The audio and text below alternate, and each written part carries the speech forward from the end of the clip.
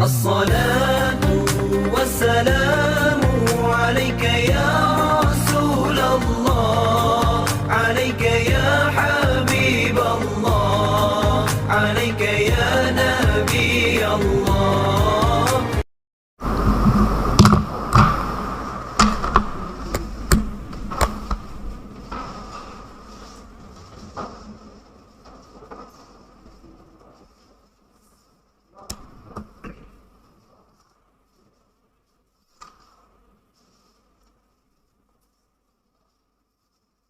Bismillahirrahmanirrahim. Assalamualaikum warahmatullahi wabarakatuh. Alhamdulillahi rabbil alamin.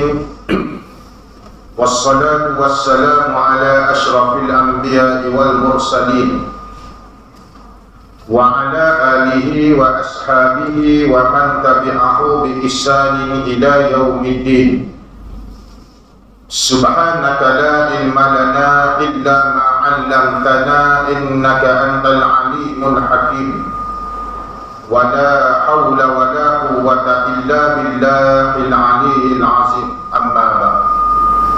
Allahumma salli ala Muhammad wa ala ali Muhammad. Yang dihormati, yang dikasihi Tuan Nazir, Tuan Imam, Tuan Bilal, ahli-ahli jawatan kuasa masjid, muslimin muslimat, para pendengar yang dirahmati oleh Allah Subhanahu wa taala. Alhamdulillah, pertamanya marilah kita sama-sama memanjatkan kesyukuran kehadrat Allah Subhanahu wa taala.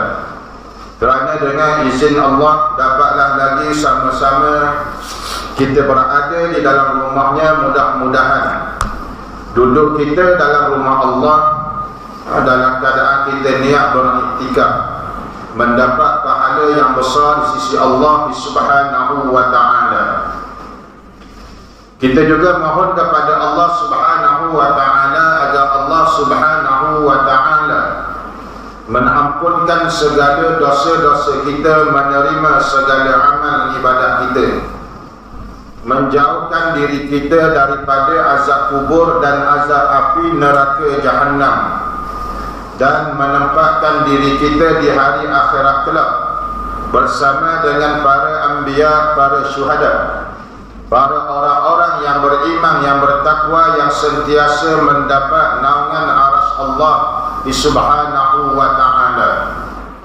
Kita juga mohon kepada Allah Subhanahu wa taala agar Allah Subhanahu wa taala mengampunkan segala dosa-dosa kita, menerima segala amal ibadah kita, menjauhkan diri kita daripada azab kubur dan azab api neraka Jahannam, dan menempatkan diri kita di hari akhirat kelak bersama dengan para anbiya, para syuhada, para orang-orang yang beriman, yang bertakwa, yang sentiasa mendapat naungan arsy Allah Subhanahu wa taala.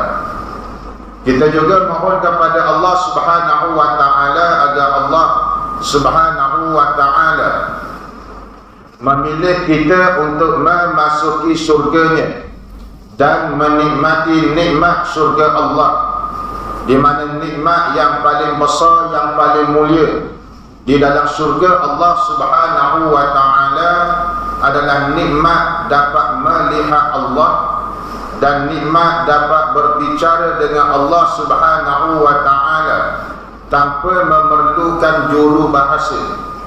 Inilah nikmat yang dinanti-nantikan oleh sekalian para penghuni surga Allah. Jadi mudah-mudahan kita semua yang ada di dalam masjid pada ketika ini, sahabat-sahabat kita yang mengikuti kuliah secara dalam talian, mudah-mudahan dipertemukan kembali oleh Allah Subhanahu wa taala di dalam syurganya kelak. Kerana sabda Nabi sallallahu alaihi wasallam, barang siapa yang berada di dalam majlis ilmu seumpama berada di taman-taman syurga Allah Subhanahu wa taala. Jadi mudah-mudahan kita semua yang ada pada malam ini dipertemukan kembali oleh Allah Subhanahu wa taala di hari akhirat kelak di dalam surganya. Jadi baik, sementara kita menunggu masuknya solat fardhu isya, kita duduk seketika dalam majlis ilmu dalam kuliah bulanan pengajian kitab Saqaratul Maut. Kita masih pada bab yang ke-6, yakni bab ketika isi kubur dibongkarkan. Jadi mudah-mudahan dengan sedikit huraian dan pencerahan memberikan pengajaran ke atas diri saya dan sekalian yang hadir untuk sama-sama kita dapat membuat persiapan, membuat persediaan bagi menghadapi akan kematian yang pasti yang wajib kita lalui. Kita berhenti pada bulan yang lalu masih pada bab ketika isi kubur dibongkarkan. Qala muallim rahimahullahu ta'ala, dan berkata pengarang kitab rahimahullahu ta'ala, mudah-mudahan Allah subhanahu wa ta'ala mengurniakan rahmat dan nikmat kepada ulama yang mengarangkan kitab, kepada yang mendengarnya. Mudah-mudahan kita semua dapat mengambil iktibar, mengambil pengajaran daripada apa yang dituliskan oleh ulama di dalam kitabnya yang bersumberkan daripada Al-Quran dan hadis Nabi sallallahu alaihi wasallam serta hujah para ulama. Allah subhanahu wa ta'ala berfirman, wa daraba lana masalan wa nasiya khalqah qala man yuhyil 'izama wa hiya ramim. Dan dia membuat perumpamaan bagi kami, namun dia lupa kepada kejadiannya, di mana ia berkata, siapakah yang dapat menghidupkan kembali tulang belulang yang telah hancur luluh ini. Baik, ayat ini berkisahkan tentang seorang bapa penderhaka yang bernama Al-As bin Wa'il, di mana beliau telah menghancurkan tulang belulang, kemudian diletakkan di atas satu dulang, pergi jumpa dengan Nabi sallallahu alaihi wasallam, tanya kepada Nabi sallallahu alaihi wasallam, ya Muhammad. Dia tak panggil ya Rasulullah, dia tak panggil ya Rasulullah, dia panggil hey Muhammad. Di atas dulang yang aku bawa ni, ada tulang belulang yang telah aku katok sampai hancur pura ni. Sekarang ni aku mari jumpa denganmu, nak tanya siapakah yang akan menghidupkan tulang belulang yang telah hancur luluh ini. Maka Nabi sallallahu alaihi wasallam jawab kepada Al-As bin Wa'il, wahai Al-As, sesungguhnya kamu akan mati, kemudian kamu akan ditanam, dimasukkan ke dalam tanah, dan dari tanah jugalah kamu akan dibangkitkan, kemudian kamu akan dicampur ke dalam api neraka Jahannam. Ulama Ibn Katsir rahimahullahu ta'ala sebut dalam kitab beliau Tafsir Ibn Katsir, di mana sirah ni, kisah ni ditujukan, ayat ni ditujukan kepada Al-As bin Wa'il. Imam Ibn Katsir, Tafsir Imam Al-Qurtubi rahimahullahu ta'ala, Bapak boleh tengok juga dalam Tafsir Pimpinan Ar-Rahman, Keluaran Jakim, sama juga, di mana ayat ni ditujukan kepada Al-As bin Wa'il, bapa penderhaka. Kerana dia telah lupa asal kejadian dia, siapa yang menciptakan dia lupa. Sebab manusia ni memang lupalah, lupa asal usul. Kita ni berasal daripada tanah, dan kepada tanah jugalah kita ni dikembalikan. Kerana penderhaka itu adalah Al-As bin Wa'il yang diberikan harta dan anak yang banyak oleh Allah, namun dia kafir kepadanya. Al-As bin Wa'il dia adalah seorang yang kaya, ahli bisnes, anak ramai, dan mempunyai beberapa orang pekerja. Satu hari salah seorang pekerjanya yang bernama Ahmad pergi jumpa dengan Al-As bin Wa'il, minta apa ni? Minta gaji lah, minta upah. Nah, dah telah bekerja sampai masa kena bayar upah lah. Nah, macam kita lah, gaji biasa berapa bulan? 23 sehingga 25. Nah, begitulah juga pada zaman tu, apabila sampai tempohnya yang perlu dibayar upah, Nabi kata bayar. Dan Nabi kata bayar. Jadi Ahmad ni jumpa dengan Al-As bin Wa'il. Jumpa bah. Sampai sepatutnya hari ni bah kena bayar ada gaji ni. Nah, tapi tak cakap kerana gitulah. Nah, bah hari ni gaji lah. Ya. Patutnya bah kena bayar lah gaji. Maka apa kata Al-As bin Wa'il, sebelum aku nak bayar gaji kamu ni, aku nak tanya satu perkara. Adakah kamu beriman kepada Allah? Ya, dia jawab. Adakah kamu beriman kepada Nabi sallallahu Nabi Muhammad? Ya juga. Dan adakah kamu beriman kepada hari akhirat? Jawab dia, aku beriman pada hari akhirat. Maka dia kata apa? Kalau betul lah akhirat tu ada, mau tunggu hari akhirat esok baru aku bayar. Hari akhirat esok baru aku bayar. Kalau betul lah ada hari akhirat, ada hari perbicaraan di Yaumul Mahsyar, betul ada, baru aku bayar kamu. Dan perkara itu Ahmad ni dia pergi ngadu lah.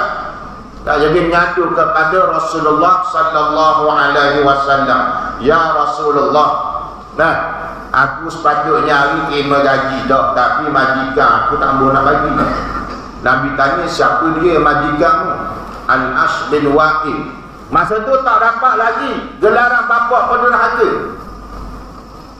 Nabi kata, perintahkan dia mari jumpa dengan aku. Ahmad ni balik jumpa dengan bos dia. Bah, Rasulullah nak jumpa. Dia pun sebelum dijumpa Nabi sallallahu alaihi wasallam, dia ambil tulang belulang, dia ketuk sampai hancur. Saja dia nak main Nabi sallallahu alaihi wasallam. Dan pergi jumpa dengan Rasulullah, ya Muhammad. Di atas tulang yang aku bawa ni ada tulang-tulang yang telah aku kantuk sampai lebur. Sekarang aku nak tanyamu, siapakah yang akan menghidupkan? Siapakah yang akan menghidupkan tulang belulang yang telah aku ketuk sampai hancur? Sebelum tu Nabi sallallahu alaihi wasallam jawab apa? Wahai Al-As, sesungguhnya kamu akan mati. Allah Ta'ala akan mematikan kamu, kemudian Allah Ta'ala akan membangkitkan kamu dan akan memasukkan kamu ke dalam api neraka Jahannam.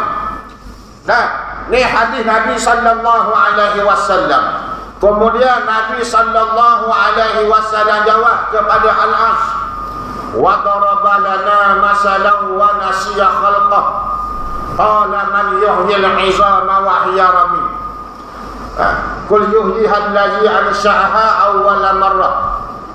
Perumpamaanmu ni mari saja-saja nak main aku ni.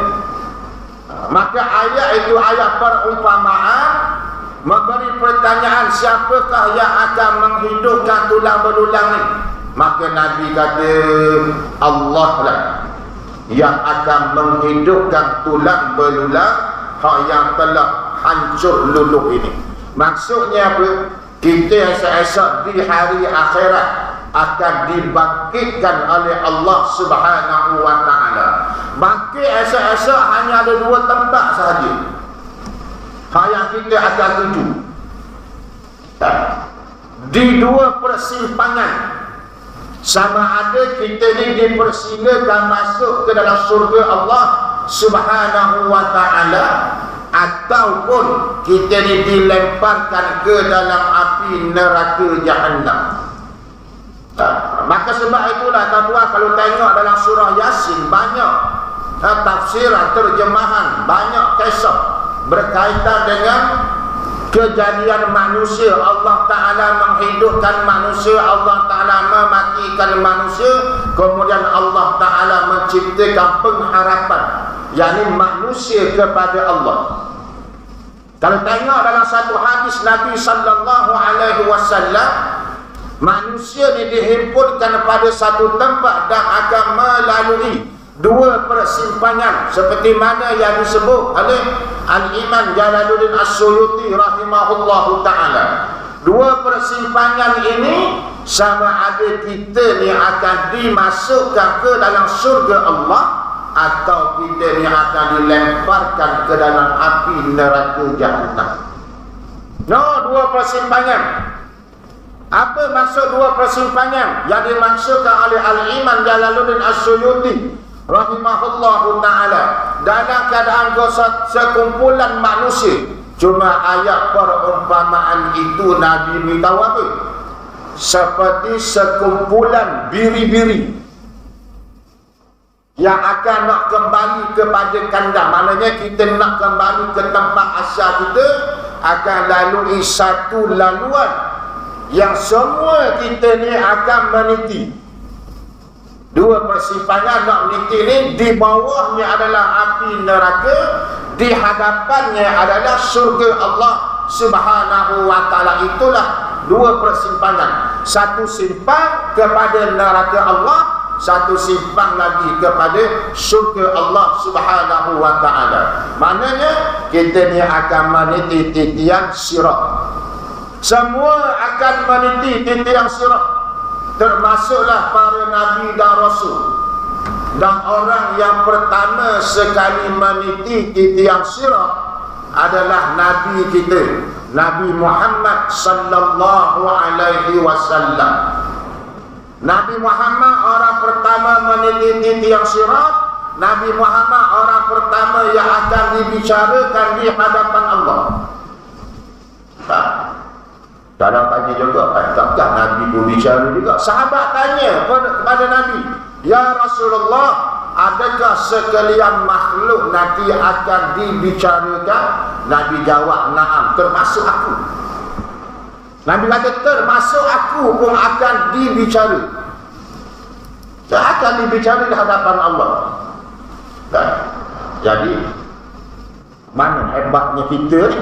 Semua kita akan dibicarakan di hadapan Allah Ta'ala.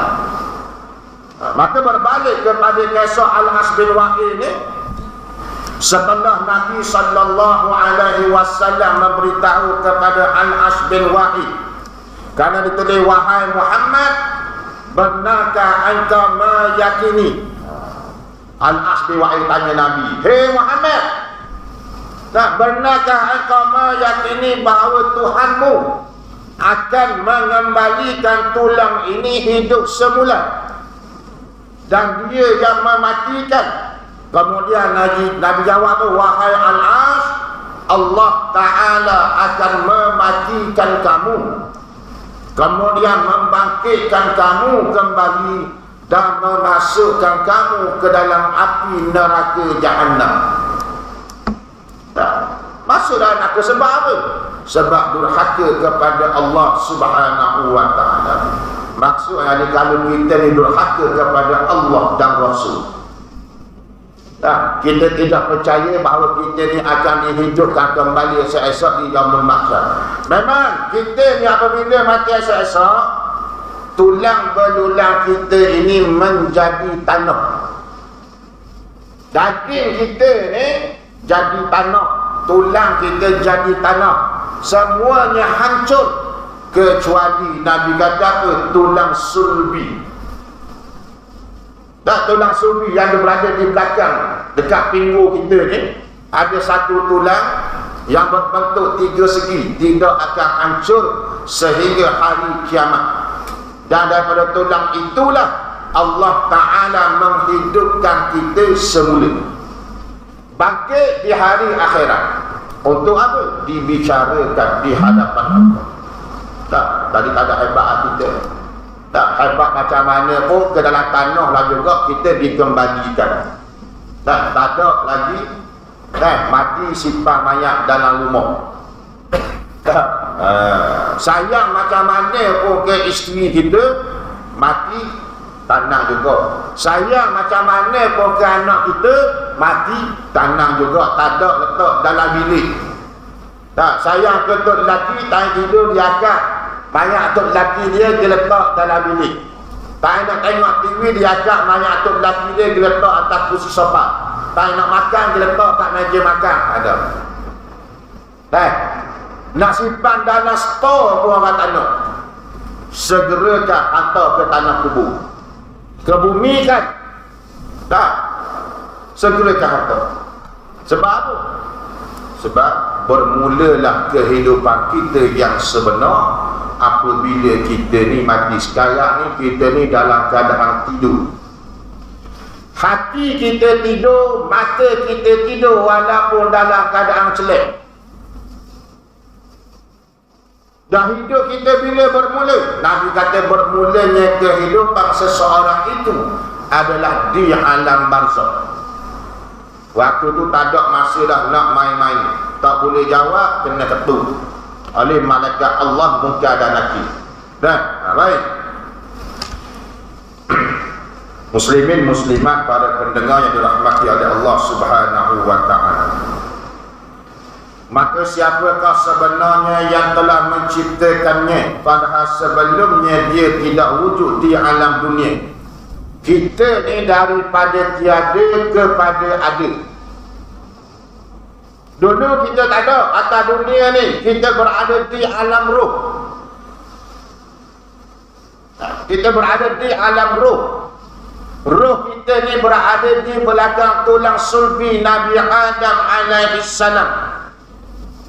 Masa tu apabila Allah Ta'ala ciptakan Nabi Adam alaihi salam, apabila ditiupkan roh kepada jasad Nabi Adam alaihi salam, roh kita ni sudah ada. Cuma kita dipilih menjadi umat Nabi sallallahu alaihi wasallam. Tak. Kita dah ikrar waktu tu, Allah Tuhanku, Muhammad Nabiku, Islam agama aku, Al-Quran kita aku, Baitullah kiblat aku. Janji dah. Kemudian sampai ke generasi umat Rasulullah. Lahirnya Nabi sallallahu alaihi wasallam sehingga hari ini kita dilahirkan dalam umat Nabi sallallahu alaihi wasallam. Tetapi tentang perihal Rasulullah sallallahu alaihi wasallam ini sebenarnya telah ada bermulanya Allah Ta'ala ciptakan Nabi Adam alaihi salam. Maka sebab itulah Nabi Musa alaihi salam pernah minta kepada Allah Subhanahu wa Ta'ala nak jadi umat Rasulullah. Zaman Nabi Musa tapi minta supaya boleh jadi umat Rasulullah sallallahu alaihi wasallam. Tuan-tuan boleh buka dalam tafsir surah Al-Fil, alam tara kaifa fa'ala rabbuka bi ashabil fil. Dah ada kisah Nabi Musa alaihi salam minta dengan Allah nak jadi umat Rasulullah sallallahu alaihi wasallam. Kita ni beruntung walaupun kita ni umat yang terakhir, tetapi kitalah umat yang terawal yang akan dipanggil, yang akan dibicarakan di hadapan Allah. Kenapa umat yang terawal? Sebab manusia yang pertama sekali bangkit di hari akhirat adalah Rasulullah sallallahu alaihi wasallam. Saya sebutlah dalam siri kuliah yang lepas. Nabi Muhammad sallallahu alaihi wasallam diikuti pula dengan Sayyidina Abu Bakar, lepas tu Sayyidina Umar, lepas tu Sayyidina Uthman, lepas tu Sayyidina Ali. 4 orang khulafa ar-rasyidin. Kemudian diikuti 6 orang lagi. Payah Nabi sebut 10 orang yang dijanjikan syurga. 4 orang bangkit dah. Lepas tu ada 6 orang lagi. Lepas tu bangkit para sahabat dulu. Lepas bangkit semua para sahabat, bangkit di kalangan ulama tabi'in. Lepas tu tabi'in. Lepas tu ulama. Ulama ialah termasuklah dalam ulama imam 4 mazhab. Lepas tu sebelum itu ulama salah, ulama khalaf. Bangkit. Kita ni tak tahu yang ke berapa. Tapi yang pastinya disebut dalam kitab Imam Ibn Katsir rahimahullahu ta'ala. kebangkitan manusia di hari akhirat dimulakan dengan Nabi sallallahu alaihi wasallam. Maka ada turutan dia, siapakah yang bangkit? Allah Ta'ala bangkitkan. Tujuannya satu, untuk perbicaraan dan ke mana hala tuju kita selepas pada itu. Dibangkitkan, berjalanlah kita ni dalam keadaan manusia daripada zaman Nabi Adam alaihissalam sehingga umat Rasulullah sallallahu alaihi wasallam. Satu ketika Nabi sallallahu alaihi wasallam duduk bersama dengan sahabat. Nabi tanya, wahai sahabatku yang aku kasih, yang aku sayang, tahukah kalian aku ni satu?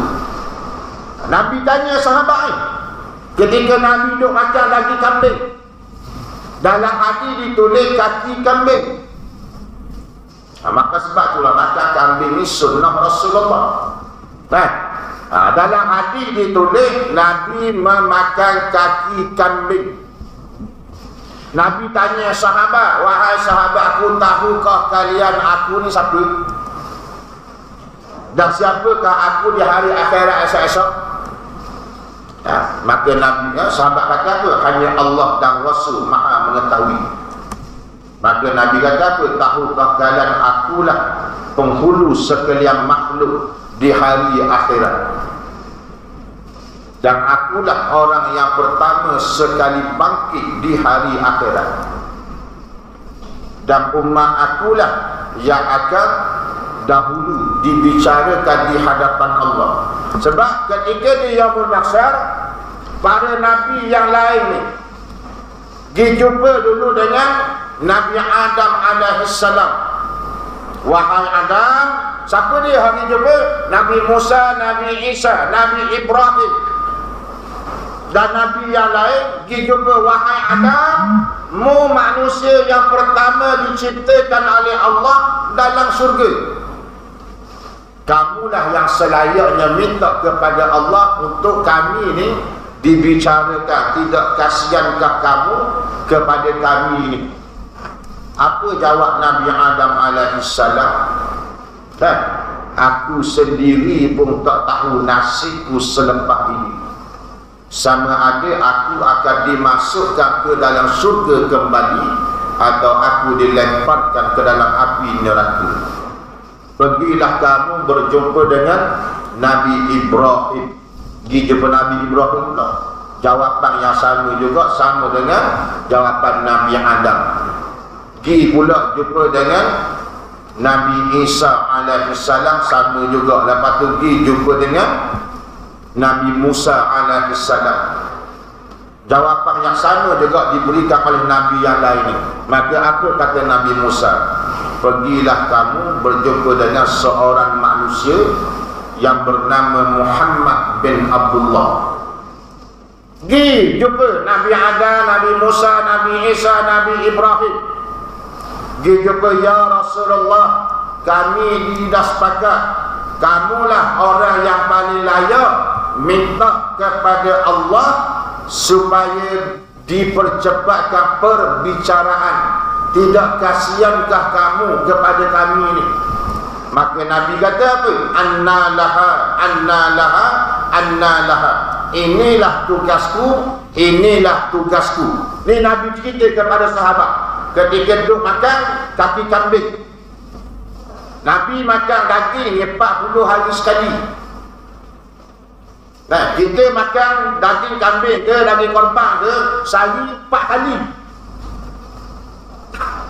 Tak nak bersih korban ni. Nah, pagi breakfast daging, tengah hari daging, petang daging, malah kagak pun daging juga. Dah? Ikut sunnah dah. Menyalahi sunnah lah. Makan daging ni, makan kambing ni sunnah. Tapi biarlah menepati sunnah cara makan. Dah. Nabi 40 hari sekali makan daging, sama ada daging unta ke daging yang lain ke yang halal. Tak masuklah kambing pun sama juga 40 hari sekali. Kita sehari berbelah-belah kali.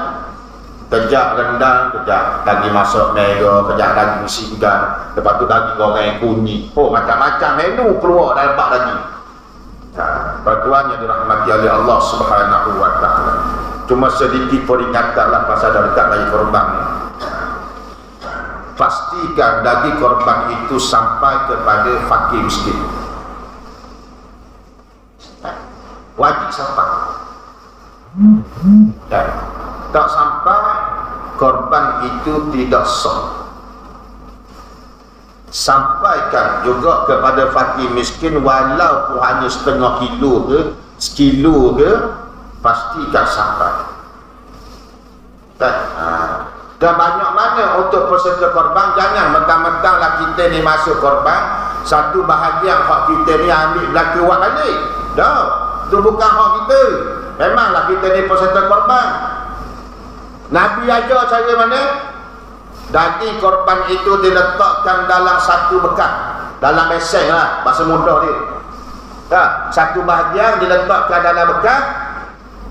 Nabi kata celup tangan ni masuk dalam beseng bekas daging itu, angkat.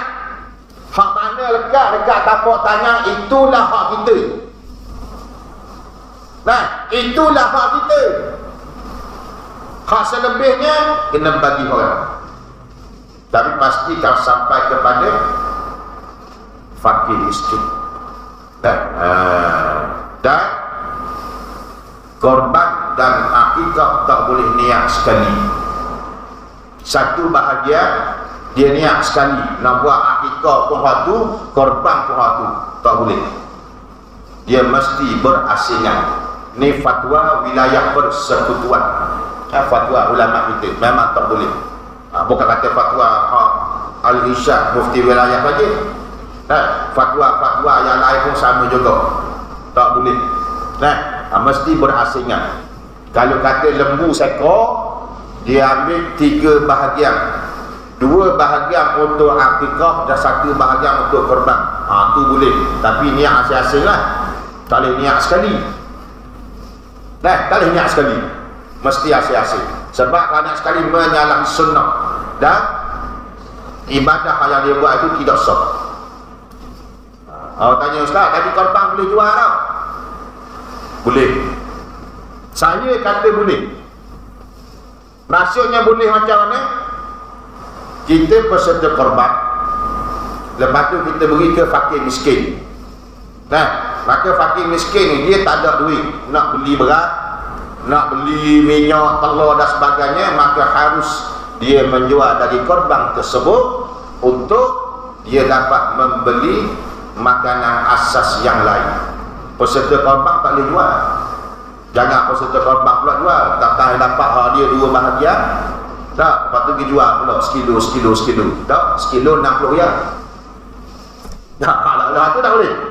Tapi yang penerima dari korban fakir miskin ataupun hasnah harus jual untuk dia membeli makanan yang lain. Tuan-tuan boleh tengok dalam fatwa halal haram Dr. Yusuf Al-Qardawi almarhum Dr. Yusuf Al-Qardawi rahimahullahu ta'ala. Walaupun ada ustaz ada bina dia pun ni, satu penghinaan terhadap seorang ulama yang banyak jasa kepada Islam. Baik, muslimin muslimat para pendengar yang dirahmati oleh Allah Subhanahu wa ta'ala. Dan akhirnya Al-As bin Wa'il ini mati terbunuh dalam perang Badar dalam keadaan masih kafir kepada Allah Subhanahu wa ta'ala. Beginilah akibat dari kehidupan seseorang yang sombong dan angkuh di dunia. Karena semasa hidupnya Al-As bin Wa'il pernah didatangi oleh seorang lelaki Muslim. Tadi inilah nama dia Ahmad ataupun Amar, yang pernah menjadi pekerjanya dan berkata, wahai Al-As, bayarlah upahku ini. Baik, minta gaji lah. Kita jelas ada minta gaji. Dia menanyakan soalan yang tidak kena mengena dengan upah pekerjanya. Dia kata, adakah engkau beriman kepada Muhammad? Maksudnya kepada Rasulullah lah. Maka dengan tenang lelaki Muslim ini menjawab, ya memang begitu.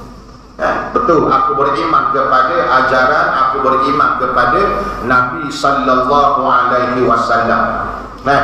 Kemudian apa dia kata lagi? Jika begitu, jika kamu beriman dan juga percaya bahawa Allah akan membangkitkan kita di hari kiamat, jawab ya, aku beriman dan aku percaya kita ni akan dibangkitkan di hari akhirat. Maka dia kata apa? Al-As kata kepada pekerja dia ni, jika Allah telah benar-benar bangkitkan kita di hari kiamat, maka saat itulah baru aku bayar. Masa itu baru aku bayar. Kalau betul lah kita ni dibangkitkan hari ni. Tapi Nabi sallallahu alaihi wasallam, perkara pertama yang Nabi nak beritahu kepada penduduk Mekah dalam peristiwa Isra dan Mi'raj, turun pagi itu waktu subuh, perkara pertama yang Nabi nak beritahu yakni beriman kepada hari akhirat. Maka sebab itulah dalam hadis Nabi sebut bab beriman kepada hari akhirat ni Nabi ulang sampai 3 kali. Memberi maksud betapa pentingnya wajib kita beriman kepada hari akhirat. Kita tak boleh nak tolak rukun iman, tak boleh nak tolak rukun Islam, sebelah perkara ni. Barang siapa yang tolak rukun iman walaupun satu, terkeluar daripada agama. Sifir mudah, sebelah tolak 1 kosong. 5 tolak 1 pun kosong, 6 tolak 1 pun kosong. Ini sifir dalam rukun Islam, rukun iman. Tolak 1 perkara saja, maka terkeluar kita daripada agama. Hal ini yang berlaku pada orang kita ini, manusia ini. Terkeluar daripada agama tanpa sedar. Menghina ulama. Hina ulama sama seperti menghina Rasulullah sallallahu alaihi wasallam. Barang siapa menghina Rasulullah, sama juga seperti menghina Nabi, yang menghina Allah subhanahu wa ta'ala. Barang siapa yang menghina Allah ta'ala, maka terkeluar dia daripada Islam. Ini kata keluar daripada Islam tanpa sedar. Maka sebab itulah Rasulullah sallallahu alaihi wasallam suruh kita ni sentiasa memperbaharui taubat kita ni. Nak minta hari-hari maksudnya. Baik, kita berhenti seketika, beri lagu asal.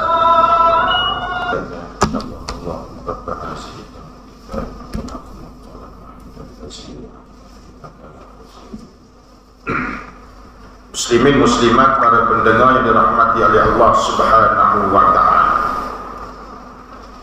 Kemudian apa kata Allah subhanahu wa ta'ala? Qul yuhyiha allazi ansha'aha awwala marrah wa huwa bikulli khalqin alim.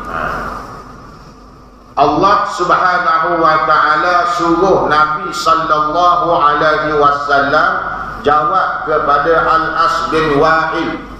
Maka jawablah, qul yuhyiha allazi ansha'aha awwala marrah wa huwa bikulli khalqin alim. Jawablah, ia akan dihidupkan oleh Tuhan yang menciptakannya kali yang pertama, dan dia maha mengetahui tentang segala makhluk.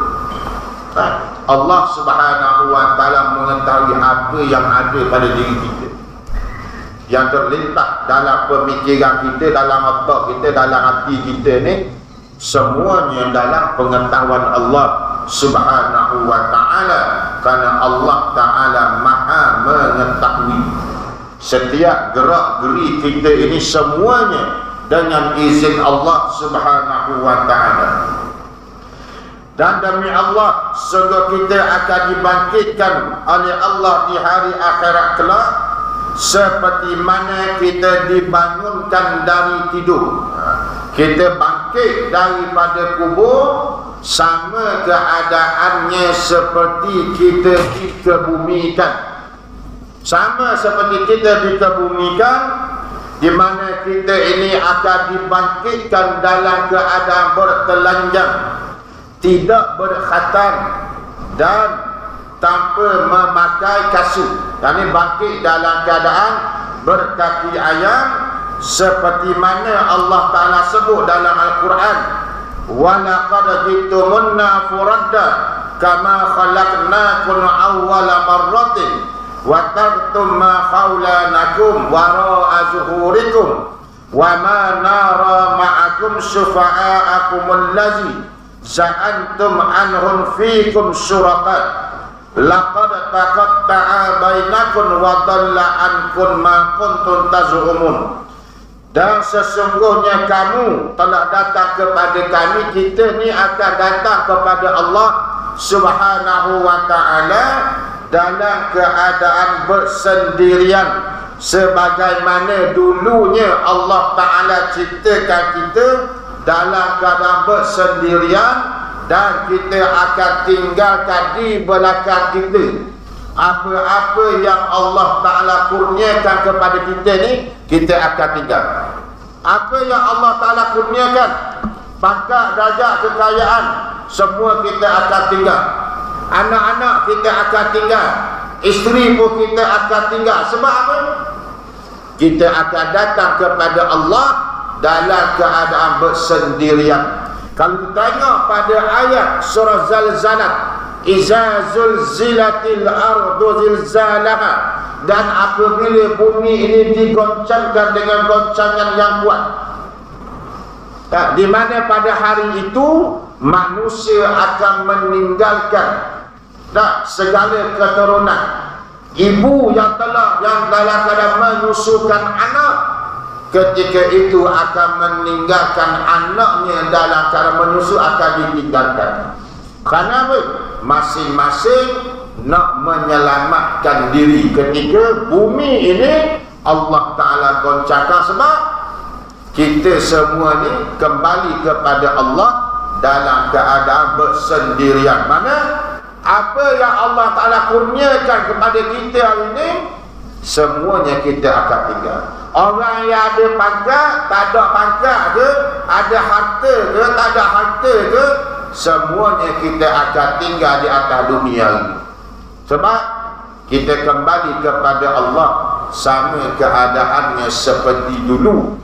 Kita ini tidak mempunyai apa-apa, maka kita bangkit di hari akhirat esok, seperti mana disebut dalam surah Ibrahim, manusia akan bangkit seperti mana keadaannya ketika dikebumikan, bangkit dalam keadaan bertelanjang, berkaki ayam dan tidak berkhatan, sama seperti keluarnya kita daripada perut mak kita dulu dalam keadaan bertelanjang, tidak berkhatan dan berkaki ayam. Dan begitulah keadaan kita esok di Yaumul Mahsyar, sementara menunggu hari perbicaraan di hadapan Allah Subhanahu wa ta'ala. Wallahu a'lam. Cukuplah sekadar itu tuan-tuan, muslimin muslimat, pada pendengar yang dirahmati oleh Allah. Dan insya-Allah kita bertemu lagi pada bulan yang akan datang dalam pengajian kitab Sakaratul Maut, pada bab ketika isi kubur dibongkarkan. Wallahu a'lam. Bismillahirrahmanirrahim. Alhamdulillahi Rabbil Alamin, wassalatu wassalamu ala ashrafil anbiya wal mursalin wa ala alihi wa sahbihi ajma'in. Allahumma jam'ana haza jam'al marhuma wa tafarruquna min ba'dihi tafarruqan ma'suma. Rabbana atina fid dunya hasanah wa fil akhirati hasanah wa qina azabannar, walhamdulillahi rabbil alamin. Sekian, wabillahi taufiq wal hidayah. Wassalamu alaikum warahmatullahi wabarakatuh. Wallahu a'lam.